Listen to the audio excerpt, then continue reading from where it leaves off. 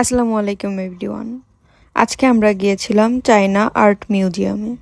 একটা জিনিস খুবই ভালো লাগে যে চায়না খুবই ওয়েল অর্গানাইজড একটা কান্ট্রি, যেখানে রাস্তার সাইডে তারা একটুকু জায়গা পেলে সেখানে ফুল গাছ কিংবা গাছ লাগিয়ে পরিবেশের কথা চিন্তা করে। এখানে একজন চাইনিজ আবার হাতে বানানো পশু পাখি সেল করছিল। এটা হচ্ছে আর্ট মিউজিয়ামের বাইরের ভিউ।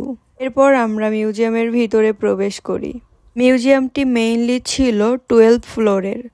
তো 12 ফ্লোর তো একসঙ্গে দেখা পসিবল না, এই জন্য আমরা mainly first floor, second floor এবং টপ ফ্লোরটাই ভিজিট করেছি।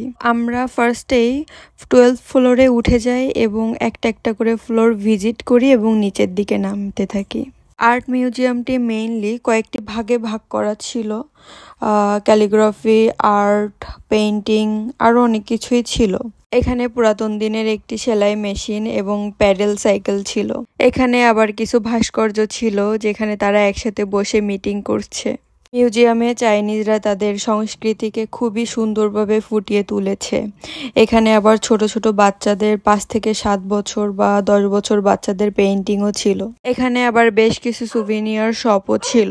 যদি কেউ স্মৃতি হিসেবে কিছু ধরে রাখতে চায় তাহলে এখান থেকে কেনাকাটা করে রাখতে পারে। চাইনিজদের জাতীয় পশু যেহেতু পান্ডা, তো চায়নাতে সব জায়গায় মোটামুটি এই পান্ডাকে দেখা যায়।